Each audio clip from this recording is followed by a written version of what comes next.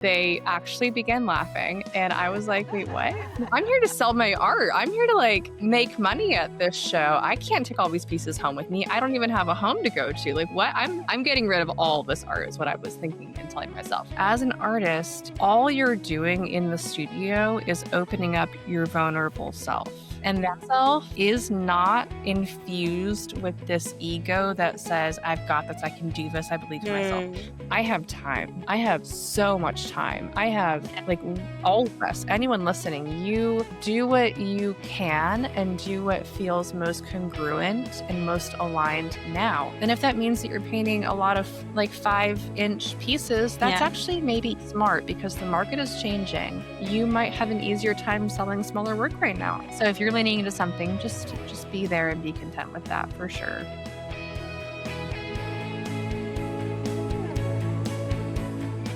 Welcome to the podcast, Emily, right from the reels to the screen. I'm very, very excited to have you. I'm happy to be here. That was very cute, from the reels to the screen. I like that. That's real because I've seen, you were one of the earliest people while I was not even anywhere close to a podcast or, it just never came natural to me. Contrary to a lot of people that feel this is very easy, it's never been that easy. And I know you've also had similar thoughts. But I've seen you. One of the early people that I've seen and admired and learned. So from that to here, it really is a reel to screen for me because now from looking at you from, on my phone to now having a conversation on the screen, even if not in person, it's truly a privilege. It is very sweet to be here. Thank you for inviting me and for creating this space and for pouring so much of your energy and time into just like giving a space for artists to talk and to share openly. I think we need more of that. So thank you for doing that. Thank you. Okay. Like I know most of people who would joining us right now wouldn't know you, but let's say if somebody wouldn't, how would you introduce yourself? Oh, I never think anyone knows me. So I'm very good about being like, oh, I'm Emily. Okay. Hi, I'm Emily. I am an artist. I am a mother. I've been an artist professionally since 2007 when I had my first group show with another artist in college. It was our senior project, and it was so empowering because if anyone here, I'm speaking to the artists that are also in the room with us, if anyone has gone to art school or had any kind of art training, you know that you are taught how to just be an incredible creator, how to paint well, how to do lithographs, how to be a good portraitist. Like you're taught a skill and you can do that so. But when it came time for me to create my show in my senior year of college, to set up my prices and my like sales goal and submit all of that to my professors, they quite literally said, what is this? And I'm like, this is my sales goal. This is my price list. What are you talking about? They actually began laughing, and I was like, wait, what? I'm here to sell my art. I'm here to like make money at this show. I can't take all these pieces home with me. I don't even have a home to go to. Like, what? I'm getting rid of all this art is what I was thinking and telling myself. And they were like, well, yeah, I mean, well, just go try. Just try. And I'm like, okay, I'm gonna try. So at that show, and I'm telling you the story because I think it shows a level of tenacity that I wish was easy to tap into as an adult. I was still a child, quite literally. Not really, but Absolutely. I was so young that I was like, Young. okay, what can I do to get people with comfortable enough means to purchase art in the door? So I created, this is again back in like the stone ages of graphic design. So I was on there with my like, I don't even know the program, but some old program, designing a postcard that I mailed to the affluent neighborhoods in my community where my college was. And I invited everyone. I told everyone. I put up posters. Like I was hustling. Okay. And guess people People came. And yes, they came, which that's good. I have had shows where people don't come, and that takes another level of tenacity to be like, and I'm still going to keep doing this. But at this Yeah. particular show, they did come, and I was smart and wove in some various price points and different products, like some prints that I created in printmaking and some digital prints, paintings, large and small, all these things. And I well exceeded the sales goal that I gave my professors. And I wasn't gloating, but we had like a meeting afterwards and I was like, "Okay, so do you want to take it back?" And we were joking and we had a good, but also I'm like, "No, we can do this. We can do this."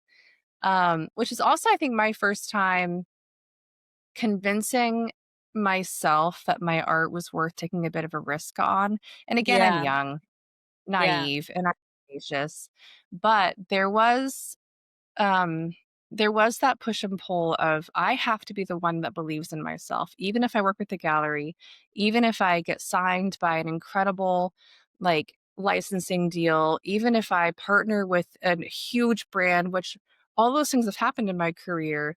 And none of them would have happened if I didn't believe in myself. You And none of didn't. them would have succeeded had I not Yeah. believed in myself.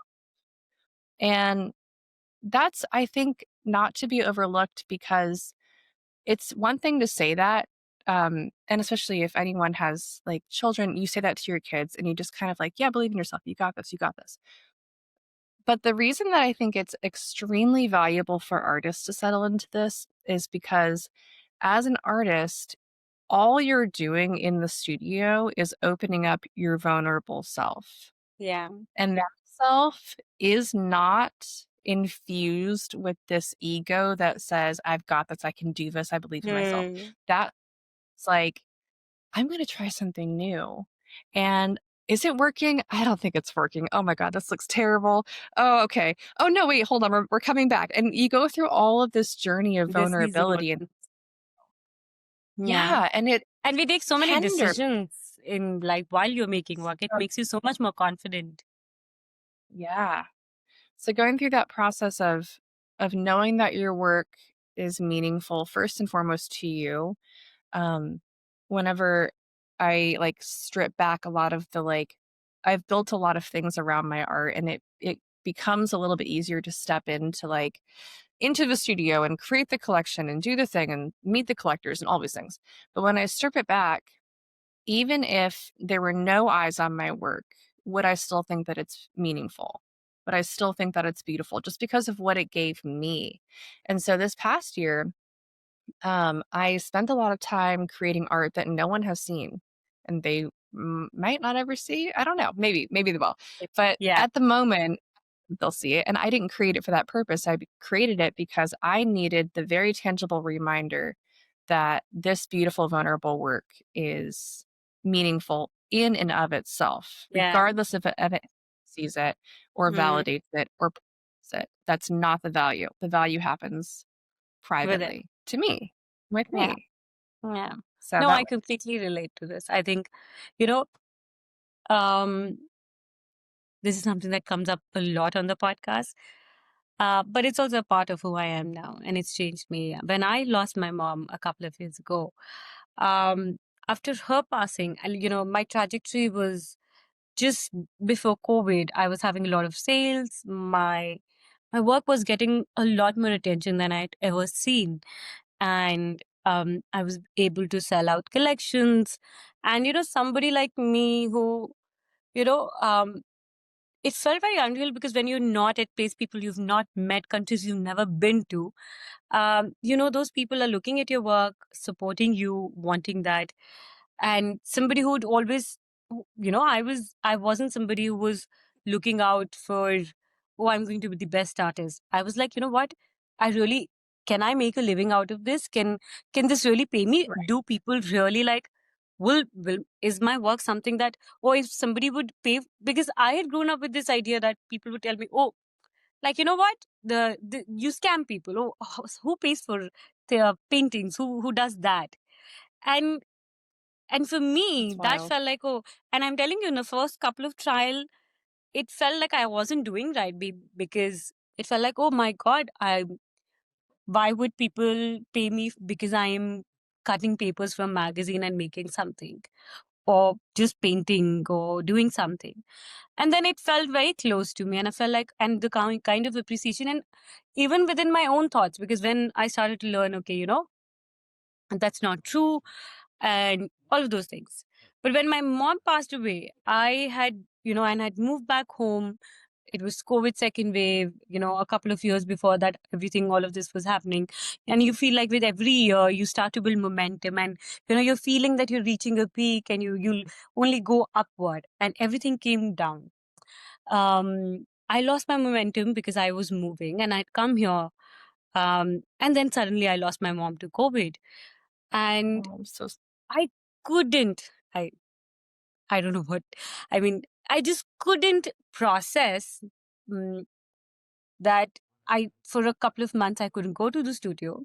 And for me, it was really, really, even today, it's really hard for me to uh, be a lot more visible. And there's something that I continually work upon. But, sharing my work for my own self, and my work had become a very, very big source of healing. So while I mm, was doing everything else, like, I had to do, like, be on the podcast, um, right. you know, and it was also distraction because, you Yeah, disassociate from the you grief. have to. But then Yeah. I was processing my art via that grief. And for a very long time, I never shared any of it. And I kept asking, and this is something I used to ask myself before this, that would I make something, or would I still choose to be an artist if I never get paid at all? And, it really happened to me. And, life gives you answers for, for, for quite a few years since then, because I just didn't have the, mental bandwidth, and I needed art for myself more than I needed for the world, because I had to Mm, process so many emotions, so much time, and I'd made so much art, but I barely mhm, shared any bit of it at all. mhm. And like you said, like, and I realized, even today, if life gets too busy, I have too many things to handle. I know that even if I'm making art, it's first for me and then for the world. So I really associate with Yeah, the that idea that you yeah, and also back to that, like, when you were saying that it was so hard to show up during that season because I mean, grief is an all-encompassing brain chemistry changing phenomenon, and absolutely you can't rush through it, you can't control it. You don't even know what its impact is going to be on your body. You might exhibit your grief in ways that people are like, "Wait, what?" is that I didn't go through loss of a person, but I went through the ending of my marriage in 2022, and I to what you're saying, I showed up in the ways that I had to because I had to. This is my had job. This to. is my business. 3 children. I can't not make money. I have to do my Yeah. work. And you have people to But pay, and there's a lot of obligations that you just can't deny. right. And in every other way, I if it wasn't a necessity, I couldn't do it. I just couldn't rise to the occasion. It felt like too raw, too vulnerable. Like everything about it felt not even scary. That's not quite the right word, but just like I didn't have Mm. the capacity to even Capacity. make a simple Instagram story. I couldn't do it. And I sat down with a dear friend of mine who's a marketing expert, and I'm like, I don't know what to do. I think I'm broken. I don't know how to show up. I don't know how to do, like, I am still me. What is happening? Why can't I be me? And she was so sweet. And she's like, Emily, you are grieving in a way that your body is going through these trauma responses right now. And then she recommended just really practically for anyone that might be feeling too vulnerable, she said, create a safe bubble in your home. And when you walk into that bubble, everything in there is safe and you are you. And nothing else is coming in, just the essence of who you are. She's like, find your little bubble. It can be like 4 feet by, 8 feet or something. You just put it around you. And when you step in, you're like, what do I need to say today? What do I need to do today? Not to like disassociate or have an out of body experience, but just to be like in this energetic bubble, I have the capacity and I can leave the Yeah. bubble and I can go back to my mess. And I did, trust me. But it was such a sweet little like cognitive moment. And then not only did I create the little bubble around what do I need to do to show up and to not. There's a beautiful poem that has a line that says, "What will you do? I need to know that you will do what it takes to feed the children." That line was on Yeah. repeat in my mind. Do what it takes to feed the children, which can be metaphorical. It can be your dog. Yeah. It can be, Yeah. but do what it takes to be an adult. But then I expanded that bubble and I'm like, this bubble is going to fill my entire studio, which wasn't big. It was a little space in my house. And I'm like, I'm going to create a bubble around my studio and nothing bad will come in here. Nothing. And I've stuck by that and it's still true to this day. I don't let any negative energy in my studio. I won't listen to Mm. a podcast. It's like a true crime podcast. I don't have Yeah. any hard conversations in my studio. If I get a phone call, then I'm like, oh, it's probably about this thing. I'm going to walk out of my studio. I'm like, Mm. nothing will come in here that feels negative. And I Yeah. think that's so powerful. I think Powerful. that's so powerful. You Yeah. know what? Again, I'm right sitting at a corner. And you know what's about grief and hard seasons? Um, Sometimes some things trigger a series of events in your life. Like, it's um I don't know how to explain that, I'm sure you would relate to it. Um any kind of instance that happens in your life, like a loss of a person, a relationship, it really is not that moment. It's also a trigger of so many things and uh, negative energies and problems that it can create. Um, so when my mom passed away, I came here, and from living all by myself, having a lot of time and having a home of my own, to being able to go in a house where I had so many people, very little privacy, moving from Mhm. studio to studio. I used to go and record from city to city, from someone's house, someone's kitchen, someone's table. And, Mm. even in my room, and even if I had a studio, I wasn't like, mm, it took so much of my stability away at that point. And right now, where exactly I am, and, while I feel so uncomfortable a lot of times, recording this podcast, because before I used to have a much nicer background, a much nicer night, all of those things that we always chase. But you know what? I was like, if I let one thing get to me, and it's only a series of things that I will keep letting go. And at a point, I used to think like I had a big studio, so I would make bigger works, I would do all of those things. And when I started to contract me, and I really enjoy, as a person, as an artist, I really enjoy having art very accessible. Like I can walk into the studio and then just make and not wait for the right moment. So this is exactly I where I agree with am. I have this tiny table. This you. I'll this is very popularly on also on my Instagram. And right here is, Oh, like you said, I created this 4x4, very small. Every morning I wake up, this is where I sit. Every morning I at night. And while you say this is also a physical space, it's also become like, it's given me structure. Like in the morning, nobody can come in. At night, nobody comes in. yep. During the day, there could be a help. Somebody's, knocking, if I'm around. But that structure has given me so much. It's also broken a lot of myths that necessarily I don't have to always like knowing that I can make art anywhere. Like I have this tiny book, and and I have brushes that carry in my bag that I keep here, Mm, and then bigger ones that I keep everywhere else. So, like, I think while adversity yeah. can be painful, hard, it's also something that also answers the bigger questions where we keep asking, like, why am I doing this? Is it that important? What is the role of, like, I know if I don't paint, I get itchy. Like, something happens to me. I like my emotions need to come out. It's like a blockage. You have to move through it. You have to Yeah, go create. absolutely. Absolutely. That's Absolutely. so I mean, I always struggle with the idea of, like, I just turned 40, and it does You feel look like there's a moment. Thank you. amazing But there's and so young. a moment where thank you.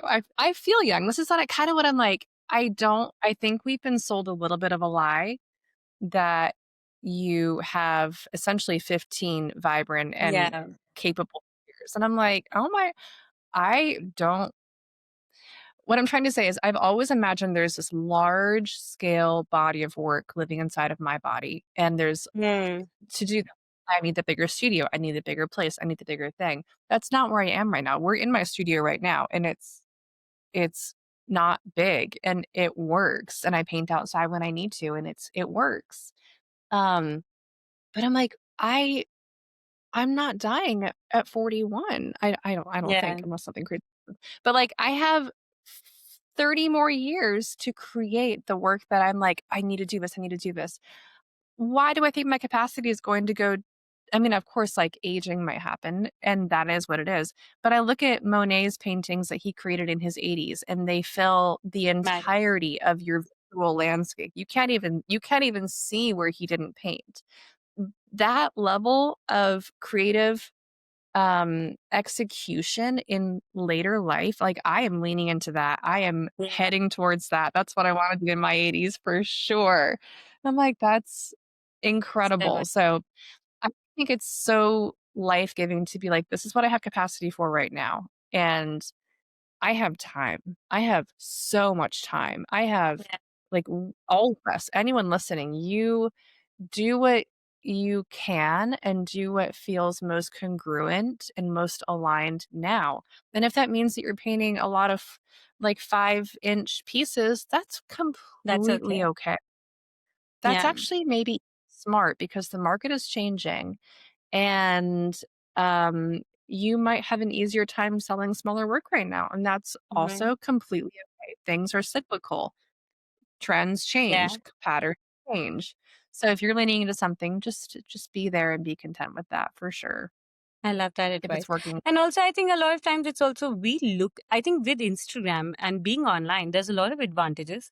I honestly have a hard time. As an artist, I have a terrible time showing up online, let's be very honest. But I do appreciate, like, I look at, from the other end of the lens. Um, when we're looking for artists, we're looking for people, Instagram is really our go-to tool.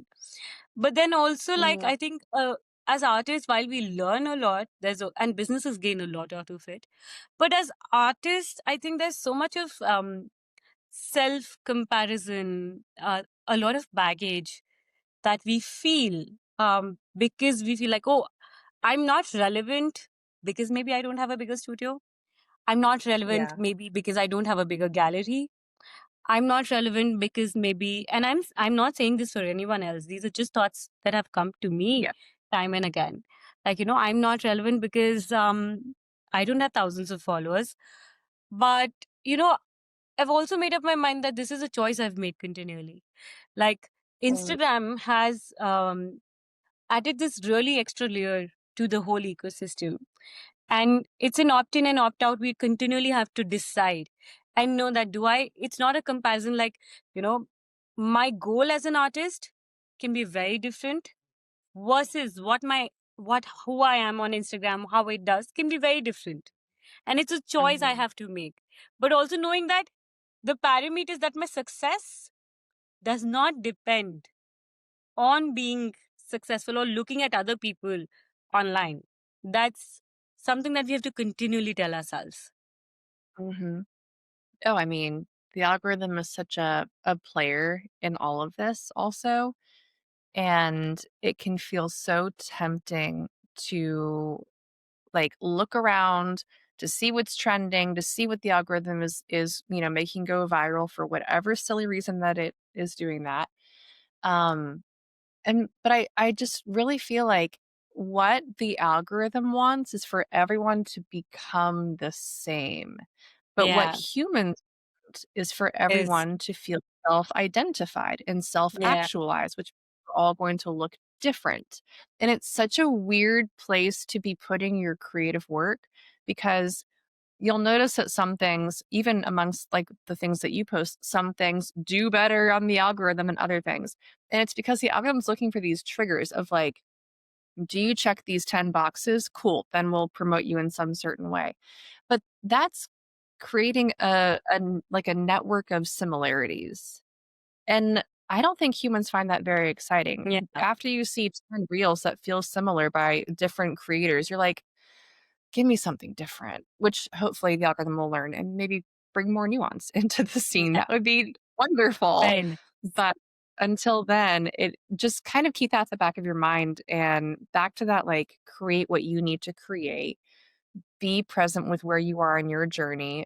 Again, the idea of no negative thoughts belong in the studio, that's a negative thought. So try to push that out of your own brain. Not I'm not speaking to just you. I'm like speaking No, to I'm myself taking too. that advice. Artists. I'm like, oh, it just becomes such an inhibitor. And I feel this. I feel this and Yeah. I know how to work the algorithm. I'm still like, oh my gosh, this is so toxic. It's genuinely so toxic for our creativity to feel like we have to kind of split our brains and create authentically and create Yeah. in a trend. What? But No, no, that's very hard. crazy. It is, and it's just I just feel like I really want to encourage artists to lean into authenticity and to trust that your buyers are going to resonate with that and they're going to see Mhm. it and they're going to want it. The work that you create that excites you is always better work. It's Yeah. always better. And really the things that you photograph or film that excite you are always better. So I think if we can just like follow that glimmer of pleasure that's Mhm. been since going through my separation and like leaving like the ending of my marriage, that idea has been the most healing portion of all of this. Like follow pleasure. Follow and it doesn't mean like hedonistic lifestyle. It means like, oh, look at that shadow dancing on the light. That I want to sit here and look at that for 5 whole seconds. I can do that. Or do I want to run a retreat in Italy? Yeah, that makes me feel so happy. I want to like these kinds of things where it's like, does that feel exciting to me? Can I follow that line a little bit further? I think it leads to better everything. Everything. Better life, better sales, better resonance with your audience, better like obviously better work in general. Yeah. So follow the pleasure. On this line, A I want little. to ask you something. Okay.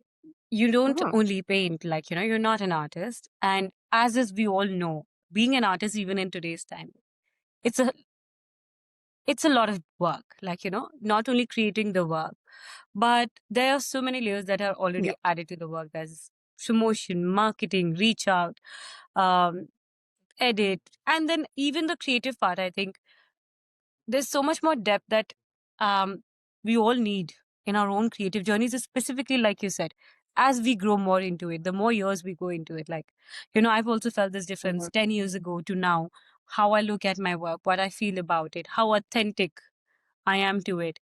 And like, look at things very differently. And I know that 10 years later from now, I would even look at more differently. Oh But yeah. then you also have more roles. Like you said, I'm only talking about professionally right now, which is, you run a business, you have a Mhm. membership, you create the course, and Mhm. then we all have our own commitments when it comes to our personal life. We're a mother. We are also people at the end of the day, where we have our own. And as an artist, also, there's so much we want our souls to be fed in. But there's this continuous fight in today's world where we have so many roles to play, bills to pay. It's no longer cheap. It never was, but it's even gotten expensive to be an artist. Oh Or wait, I think you we cut out for just, a moment. oh, did you lose me? Oh wait, I'm here. can you hear me? Yeah, yeah, I can hear you. Oh, there you are. Okay, okay. It just cut out for a minute. I'm like, wait, this is the worst time to cut it off. I'm so sorry. No problem. Where did you hear me last? That we have so many roles to play. Yeah, so many roles. And like, unlike social media where everything looks easy, everything looks no matter how real it gets, everything, we always look at other person and feel like, oh, see, in spite of everything that she's going through, she has a life together. Like how, and Yes. oh, how, I still remember after my mom, I used to do this series of an Instagram live and podcast. Mm-hmm. And I have grown up with this conviction I wouldn't give up. and I don't like quitting things because I keep on telling myself I'm not a quitter. I'm going to get through this, which is always not the right approach because I've understood being, more calm to myself, more gracious, all of those things. But it helped. It did get me through a time. So just very recently after my mom, I had calls scheduled, and I felt like, I had people their time, and, I had people depending on me. So I had to show up, and I also needed distraction. So I would be miserable entire day, like really, really Oh, miserable. And I would be crying and I no. would be dealing with so much emotions at home. And just 30 minutes before the call, I would clean myself up, put a little makeup, and I would show up. And believe me, I look much happier in those videos where rather than I'm right now here on this call. And even while I look at those things, I know what I was feeling. It may not be looking Mm, like that, but even the paintings didn't look like that. Even my calls didn't look like that. But I really know what right. I felt. So, like, Yeah. we have that baggage as well. Coming back to my question is how, as an artist, um, do you, and as a person, not only really as an artist, how are you managing these roles? And to take it one step further, would you share a few stories specifically, let's say as an artist, something that helped you break through a tunnel, in your own Mm, business, in your personal life specifically? I feel like a lot of people, I have heard from a community, I have children, I'm going through a very hard time, I'm not able to focus yeah. on my work, I also have a full-time job, I'm really struggling. And this is the most common, I feel like, most Yeah. common. So for Oh, all yeah. of us, I let's hear hear that. this every single time we have a live workshop inside of the collective or anything of that nature. That's so common to be like, how can I find the capacity within myself to fall in love with my work, to do my work, to create a website, to photograph my work, to pitch to brands, to pitch to galleries, to like all the things. And you're right, I have layered in a lot of a lot of things over the years. A membership course. I love teaching, so that comes very naturally to me. Okay. Some things that are just kind of like trends that I've seen. And again, I'm going to kind of think back to the process of growing something a little bit more organically where it was just me. Back when it was like, it was all coming out of my energy. And I say that because now I have two employees and they're angels and they're so smart and they are just good people. Good people. I had a surgery a couple weeks ago and they brought me a giant tooth fairy Are you basket all and they right? were just so. Oh, yes, I'm okay, I'm okay. But it was just they're just that kind of giving kind of person, so I feel so blessed to have support, but I'm gonna think back to when it was just me in the studio, and again, my number one goal has always been, I need to do what it takes to both honor my creative self and keep my children happy and healthy, because that's always been my job. I've always been the only, like, breadwinner, primarily, so and I had kids when I was in my young 20s. So it's always been my role. Um, I think with those 2 goals in mind, which you don't have to have kids to have the goal of you wanna make money with your work, you wanna survive, and this is your job, and you wanna make it your job. Or at least if you have a full-time job, it's beautiful supplemental income, and you wanna see your work appreciated, and you wanna see it purchased. So I fully support that, and I don't think that is a sellout in the Yeah. slightest at all. So, with those 2 goals in mind, the first thing that I think about is, can I simplify every should that I'm ticking off in my brain? Can I simplify if I have like, I should be doing this, I should do this, I should do this. Write all of those down. Those are all probably little ideas that are good to be aware of, but write all of them down and then be like, okay, yes, I see this list and this list is lovely. Which ones are actually priorities for me right now? I think that for most artists, the priorities should be creating beautiful work and don't forget this one. They are both happening together, okay? Create beautiful work and set yourself up for success to be able to sell that work. And that looks like, again, we're not going to complicate this, but that looks like having beautiful photographs. You can do it. You can do it. You can do it. Having some kind of online presence. It could be Etsy. It could be your own website. It could be Saatchi. It could be, think there's a whole massive list. We have like a whole list in the collective about places that you can sell your work if you want to. Again, pick one or pick two, but don't pick the whole list. Right. Um, yeah, like don't spread yourself too thin because what will happen is either I see a lot of artists falling into the category of like, I just want to paint, paint, paint, paint, especially if they have a job that brings them income Yeah. and especially if they have kids that are taking a lot of energy from them. It's so beautiful to fall into your creative work and to be like, oh my gosh, it's like having a bubble bath for your brain and for your heart.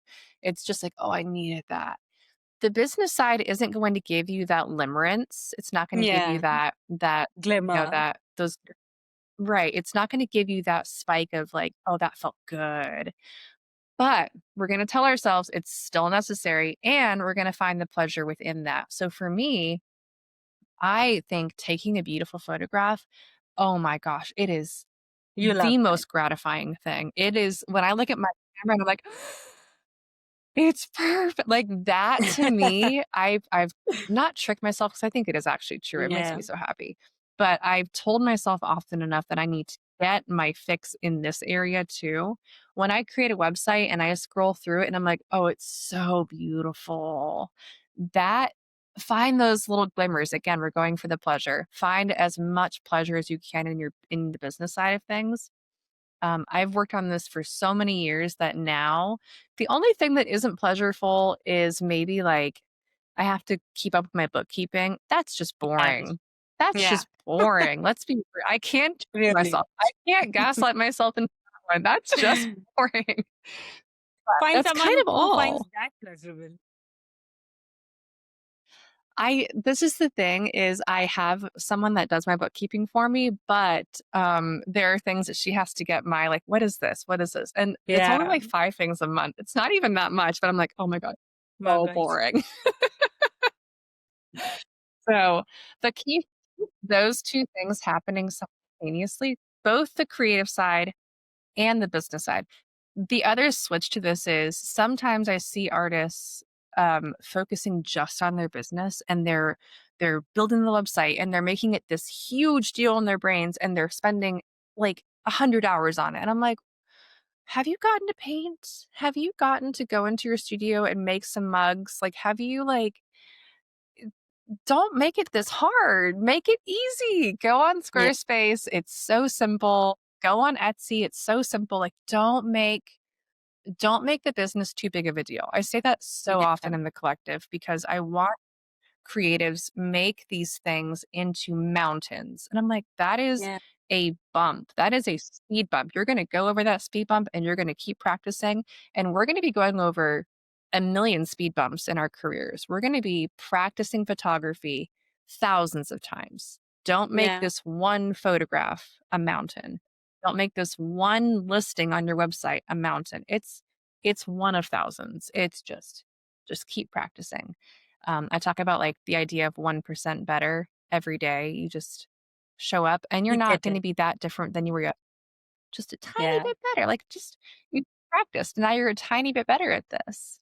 Yeah. So I think that's so gratifying. But back to our earlier conversation, if you are soaking yourself with the shoulds of comparison to people that are showing their best versions of themselves online, um, that's just it's going to be really, really hard to find those glimmers of pleasure because you're going to be like, yeah, but it's not as good as this. Like, don't do that Yeah. to yourself.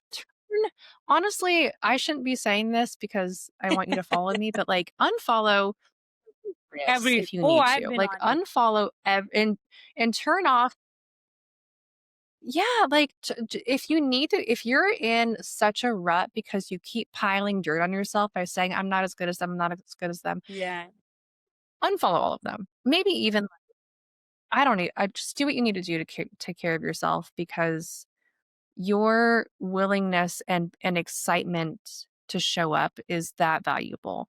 And it's Yeah. worth being like, okay, I'm going to delete Pinterest off my phone, or I'm going to, do whatever makes you most aligned in this moment.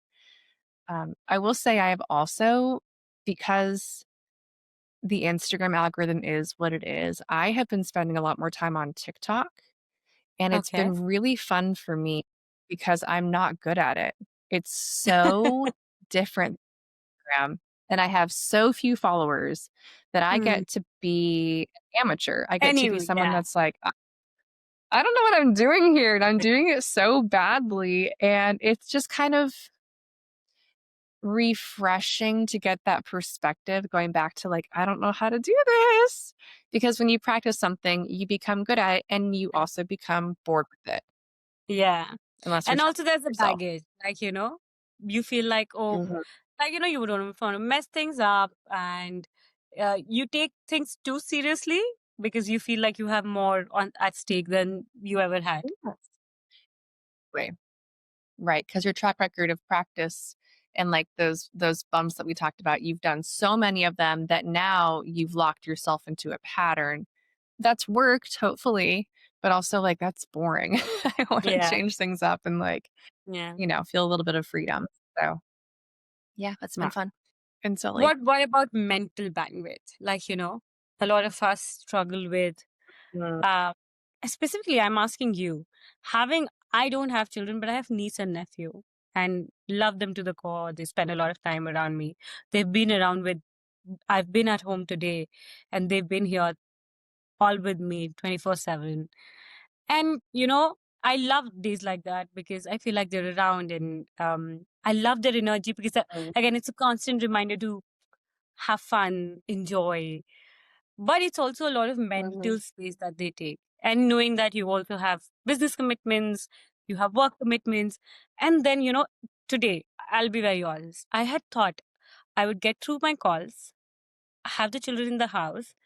I'll get my paints down and I'll just paint a couple of hours because I knew I had recordings at night. But my calls didn't finish. The children needed attention and my calls didn't finish, and I was so exhausted and I knew I had to go for the calls. I just couldn't. And a lot of times, mm. even when we are, there's also a lot of distraction. In today's time, the distraction is only going higher and higher. So how do you deal Yeah, with that? Do you experience that? I'm sure you do. that's a good question. And I think it's very applicable to those that have children because it's so obvious to see this. But I think what you're saying about the distraction, like noise, that's high for everybody. Yeah. Everybody. It's like heightened distractions and heightened dopamine hits, which are very distracting. Yeah. um, so really practically, I have a 16-year-old, a 14-year-old, and a 7-year-old. Oh, wow. When my Yes. daughters who are 16 and 14, they were little, I brought them to the studio with me. They were with me all the time in the studio. I've seen They're that. very calm people. Yes. And I would give advice to other parents that would be like, "How do you do this? I can't imagine doing like how do you?" And I would say, because this is who my daughters were, I would say, just communicate with them. Like just tell them what you need and they'll be like, "Okay, mommy." And then you can both coexist so beautifully. Oh my, and I'm so thankful that was actually my experience with them. Then my son was born, and this is not at all part of a gender discussion, but he's a Yeah. different human. He is extremely curious, which is great, but that means that I have to hear all day long about robots and NASA and how do you make slime and how do you build a car out of bike parts, and I'm like, I don't know. I don't know any of these things nonstop and all these things.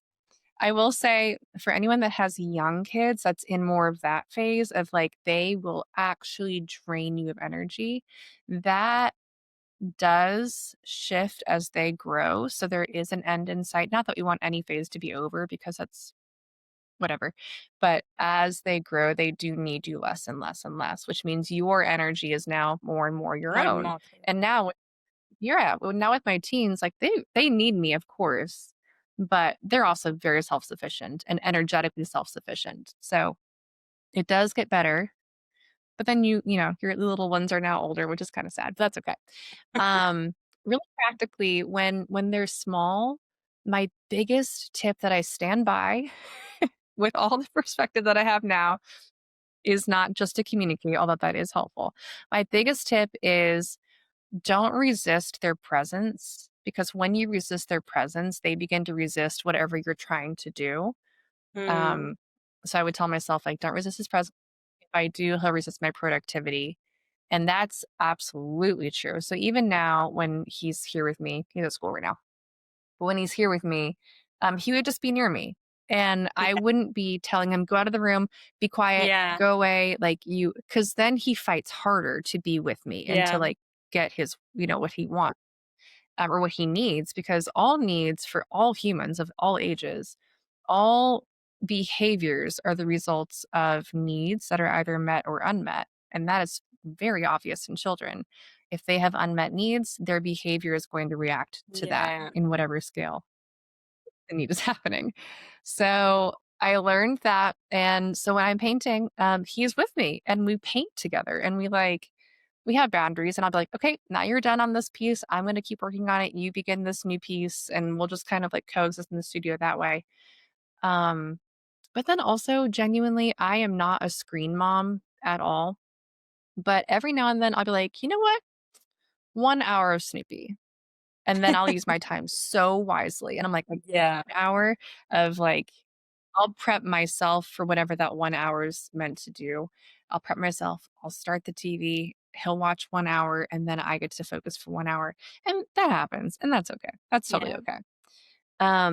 But I think again, back to like maybe you need to paint small, maybe you need to do whatever you can, especially if your energy is tapped and if you need to just remind yourself that your work is worth the effort, do the work that's easiest to do, just in general. That's true. So, for example, sometimes when my kids are home a lot and we have like a lot of time and my energy feels very depleted, but creativity fills me and I know that I like feel happy after I create.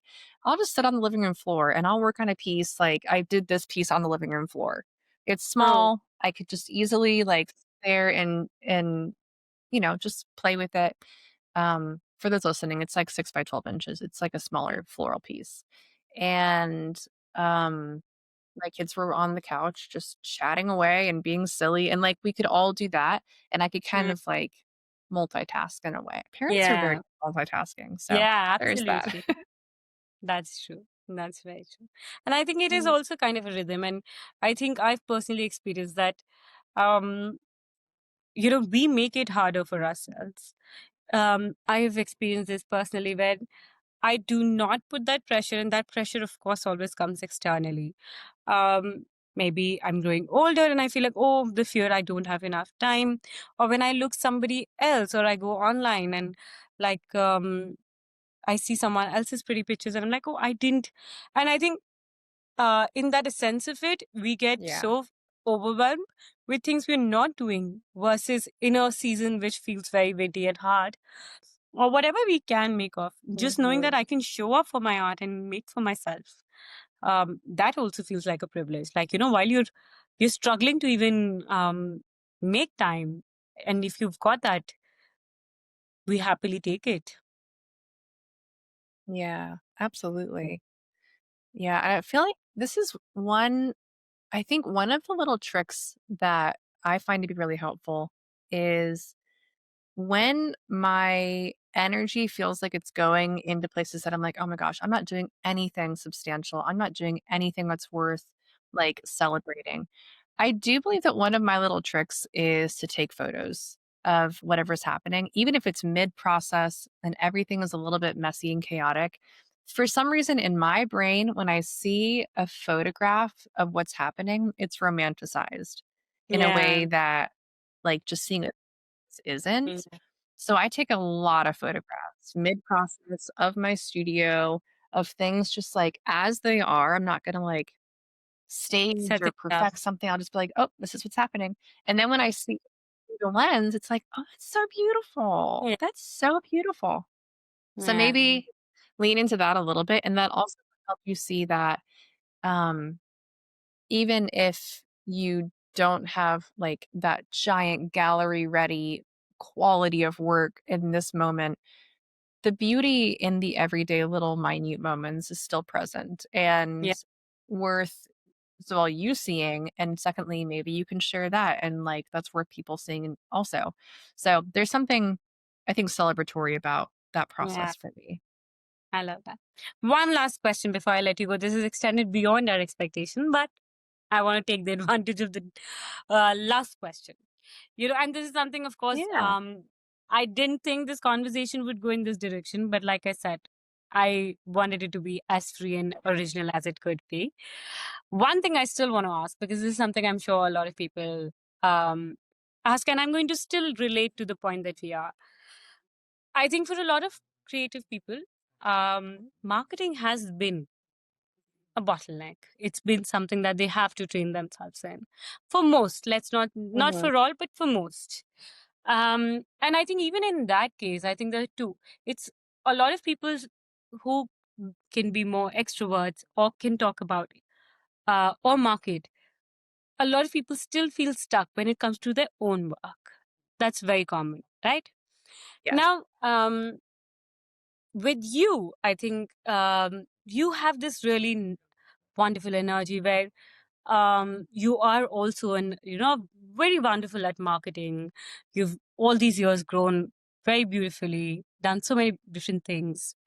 And I'm also putting the Mhm. context, like you said, like specifically showing one nerve is to being able to train yourself to build up a skill, which is marketing yourself, sharing, photography, speaking, all of those things.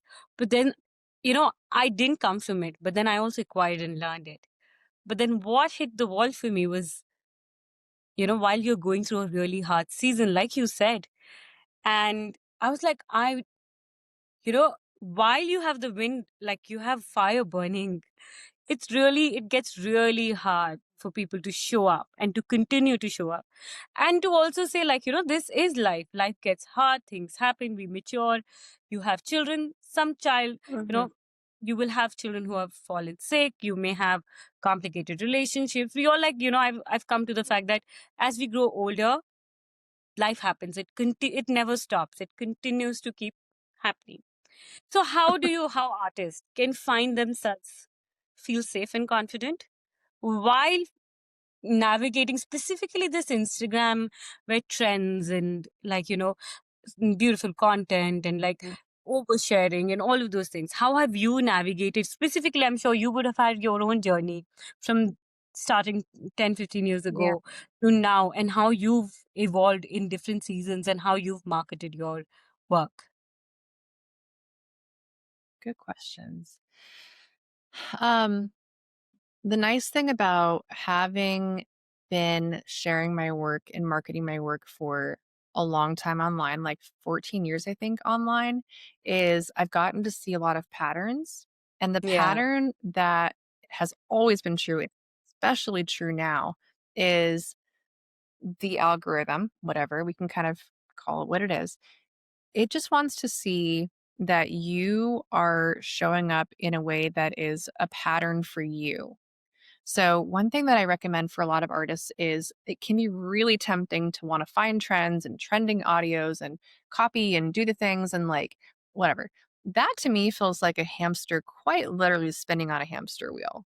Like, I don't know how else to put it, but that is what it is because you're always like Absolutely. chasing the next thing and doing this. And if something catches your eye and you're like, oh, that would be, that's cute. I want to do that. Yeah. Go for it. I love doing that. I do that often. But what I would say is find the things that you want to talk about. So for the artists in the room, it's going to be your creative process, your completed pieces, supporting those completed pieces because you can't just talk about them once anymore. You have to talk about them repeatedly. Um, that's at least three main pillars right there. You can weave in whatever supports your work. If you're a floral painter, then maybe you weave in your garden? Are you even whatever. You can expand on that a little bit, but those 3 things are really important to just kind of bring back consistently to what you're going to share. And now once you have your 3 things that you're going to share, and I'm talking about Instagram specifically for this, but we could expand this to the most valuable platform is, in my opinion, email marketing. Yeah. By far, I could talk about that for a long time.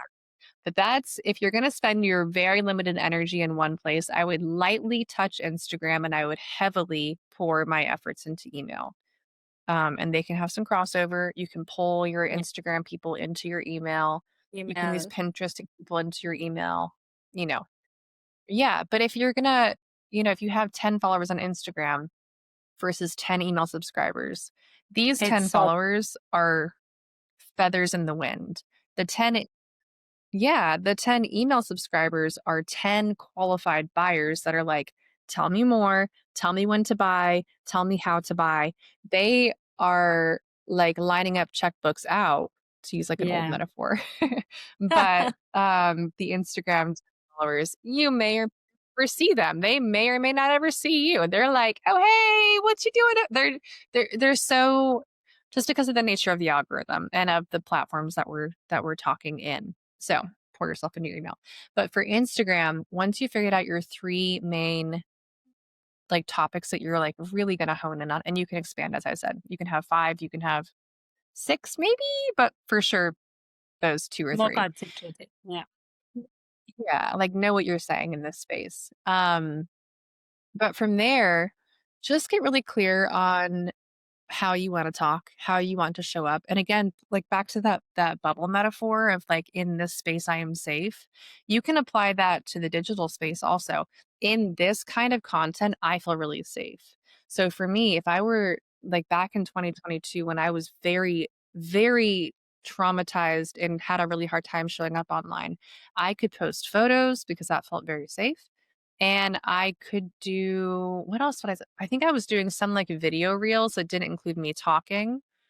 My cat's gonna Hmm. be really Oh, how your cat "Hey, is, yeah. Picasso, come here." Hi. Ah, he No. he wants to join. Uh, he's Most gonna welcome. join, meowing at my feet. But just figure out what kinds of content you feel most comfortable sharing, and then just lean into that, and you don't have to do everything. The things that you see on your screen may or may not be for you. Amy Poehler, she's a comedian here in the US. She has the sweetest saying that was in her book that came out probably like 20 years ago. But it was the line, good for you, not for me. Hmm. Love that. Good for Yeah. you, not good for you, not for Yeah. me. Good for Yeah. you. Just keep that in the back of your mind and you're like, oh, that's cute. Good for you, not for me. Not for me. And just do your methods that work, or at least do the methods that feel like you can thrive within them. And the algorithm eventually is going to catch up and be like, oh, you're the girl that posts your paintings in a carousel every Tuesday. Got it. We now know how to categorize Yeah. you because the algorithm is a categorization machine. Yeah. It's not a persona. There's no being like, "Oh, you're not creating the best art. We're gonna throw you." No one is in the back end doing that. The algorithm is looking for pattern recognition and looking for ways to quantify what you're doing. And when it figures that out, it's more likely to share Yeah. your work with people that enjoy that same pattern. So, Yeah. I love the that more idea. you can do, the better. Great tip. Um, yeah, and then you can create a little, like a really basic marketing calendar. I'm a type B girly, surprisingly, 'cause a lot. But to me, it's a little bit more organic than that. But if that feels too loosey goosey for you, then just create a calendar. Every Tuesday, you share this. And on Wednesday, Thursday, Friday, Saturday, Sunday, you forget about it. You think about it on Monday, you share it on Post. Tuesday. Like, you can keep it that simple. Yeah. It doesn't have to be a full time job Yeah. at all. I love that. And make it, these are not mountains, they're little bumps. It's okay. Just keep going One day, one at a time. one at a I time. think Yes, what's exactly. very powerful is consistency. I would agree with you. Like, Yeah. even if you, some days, while I was getting back to my practice, even after my mom, um, I knew I didn't have the courage to go all in a studio. And I've seen all kinds of things. Like currently, I'm in a place where I don't have a large scale studio. And I've been at places where I used to have two studios at a time. Mm, and Mm. much more and more accessible and all of those things. But I've also realized, like, what ties me and what, even with the business and all of those things, is just, even if I could write a caption, and if I had to write, let's say, mm, an email or even a paragraph or an article, just showing up for a few lines every day, if that is all I could do, even that counts. Like it builds up. Mhm. Like we wouldn't know today, but when you look back, you'll know, oh, showing up for that 20 minutes, 15 minutes, and 5 minutes really made the Mhm. difference. Yeah, they can be that simple. And like like I said earlier, we're here for longevity. Yeah. So I think if like scaling back a little bit and knowing that you are not done, I'm now 40. So at 41, I'm not done. Like I am going to keep going and I'm Just going to keep getting thriving. started. Yeah, like making sure that you don't fall into that burnout because you think it all has to happen right now. It Yeah. doesn't. Just Yeah. be sustainable. Yeah. Thank you so much, Emily. I really Thank appreciate you. your time. Thank you for your wonderful advice, for the calmness that you brought in, and for a lot of abundance in this conversation. I think I've taken away, and I'm sure people who will listen, who are currently listening, they will. So I really appreciate. Before I let you go, do you want to tell people where they could find you, support you, and follow you? You can find me at Emily Jeffords and emilyjeffords.com. You can find the collective at emilyjeffordslearn.com. And those are my spaces. If you want to Perfect. find me on TikTok, Oh, you can that's do that. And it'll be hilarious for all of us because, like I said, I'm not very good at it. I'll make sure everything is linked in the article for the podcast, and I really appreciate, and I hope you have a wonderful day. You too. Thank you.